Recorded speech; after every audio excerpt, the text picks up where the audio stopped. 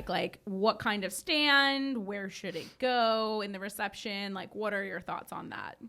So, she should be the focal point other than the couple. So I always love to have it, someplace where it'll be seen either on the entry or when you're actually in the space, kind of front and center. Some people like to put it right out on the dance floor, but it just depends on your timing. Yeah. So when is the cake going to get cut? So dance floor is always a good spot. And if it's not going to get cut right away, I just say find a nice corner, preferably away from the bar, so that when people start coming up or, staggering up a little bit later, that they don't, whack over the cake or anything like that. I'm sure you've seen a lot. Yeah, it makes me very nervous. Yeah, I'm sure you've seen a lot. Don't get so close to the cake. Exactly. I once delivered two, and there were just kids that were kind of milling around, and I was just like, fingers. Fingers away. Where's your mommy? Where's your daddy? No good. Exactly. So I think it's always good to kind of just, again, the space is going to let you know where you should kind of put your cake. And, unless you have something fabulous, like we've done chandelier cakes, which are upside down cakes. So, the biggest one goes at the top, and then it just kind of cascades down. That's awesome. Yeah, so that's really cool looking. You can suspend that. Of course, you have to talk with the venue about, will this hold? Right. I can't hang it from a suspended ceiling. We need to know what's above the suspended That's right. ceiling. Kind of thing. So, these cakes are not light. No, they're not light at all. They're not light at all. You don't want to hang it from a sprinkler. Yeah. It's a full workout. Come on, that adds a lot of drama. That's to the true. day. It does. That really it does. does. Is it going to hang? Is it not? Exactly. So I think, just kind of knowing that. And then also I think I love cake stands. I think it's a great way to kind of bring in some additional shine or bling or, personality, whether it's a rustic kind of tree stump. Please also clean your stump. If you bring these, that's just good life advice. Clean your stump. Really, absolutely. Don't bring me a dirty stump. Clean it. So, but sometimes I'll show up and the stump is not clean, and I'm like, I can't put food on that. It's just, that's bad. Who's got some wipes around here? So, Who's serving this thing? Who's serving this? And please make sure too that it is level. That's important. So, when you look back at your photos and the cake is leaning, it's not me, it's you.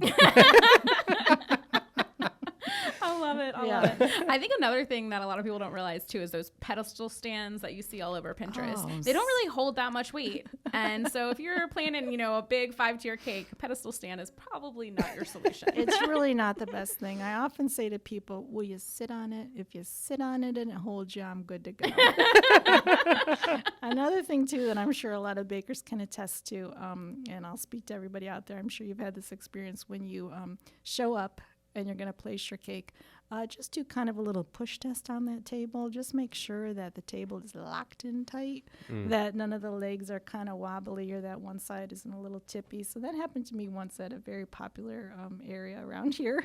And I just went in and the table was kind of jiggly and I kind of pushed on it, and then two of the legs just kind of just kind of tinkered off, and so it's a good thing to get the check. Yeah, exactly. So I always do the check. So I always just kind of go in, give it a good old heave ho before you place your cake, and if it's got a jiggle, don't set it. I like it. That's awesome. Lots of good life lessons. Yeah, there's a lot of good life lessons. Yeah, memes are gonna fly out of here. Absolutely. I know for think sure. So. Clean your stump. Give it a jiggle. I love it.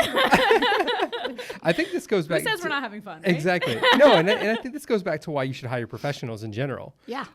Because experience. Right. I mean, you don't want to. I mean, I've heard stories before of people making cakes for friends and forgetting that dowels support cakes and using toothpicks and things like that, and and then falling apart. Yeah. I've told you the spaghetti. Have I told you the I don't spaghetti think so. story? Do we have time? We have time. Okay. I think this is going to be like a 3-hour, 3-part. To be continued. Yeah.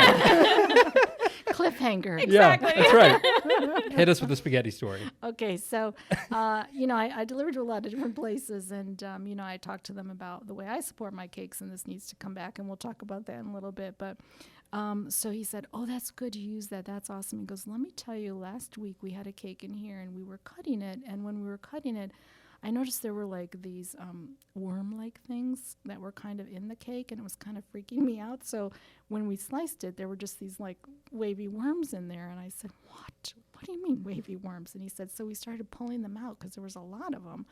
And we noticed that it was actually spaghetti that somebody was using as dowels instead of like any means of like real cake support. So they just had a bunch of spaghetti in there.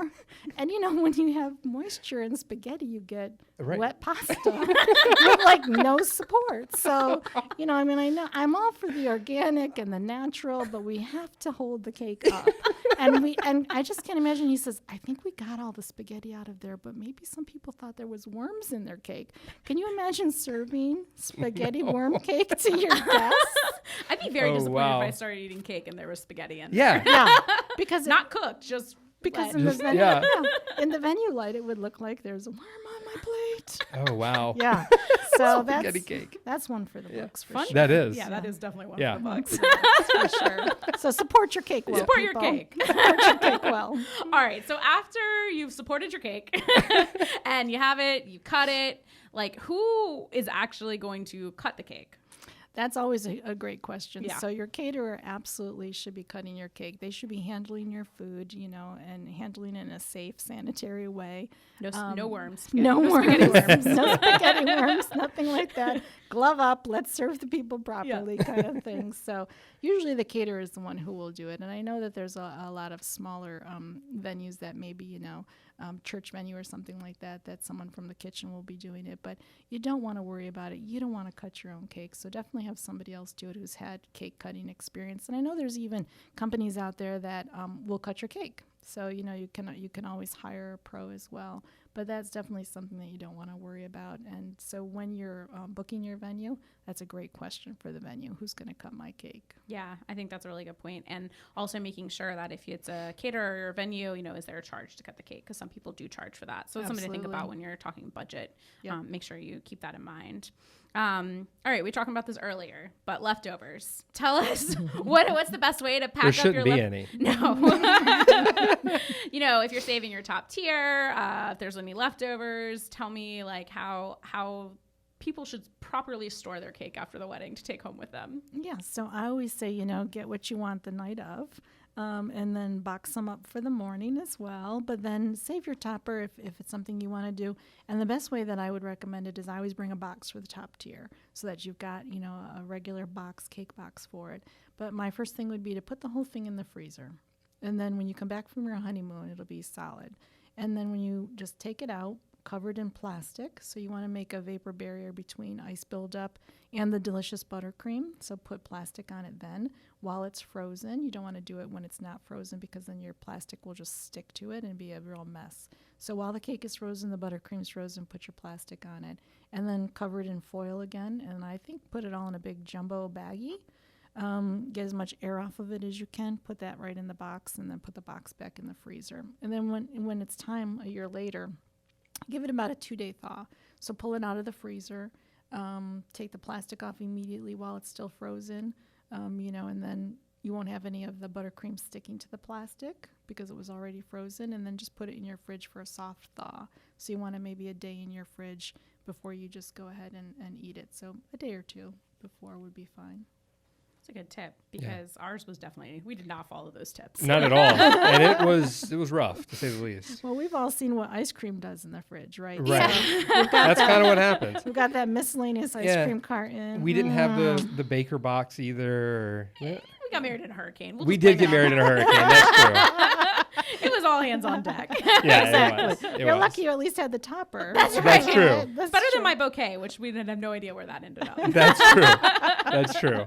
We did have a lot of cake left over for the next day for brunch and everything. We ate it for brunch. And that was nice. It was amazing. Yeah. Yeah, it's good to have extra cake for sure, and Yeah. especially if you've got guests that are staying the weekend and everything, you know, and it's very European to have cake for breakfast. I'm into it. Yeah. You'll be European and Done. cake for breakfast.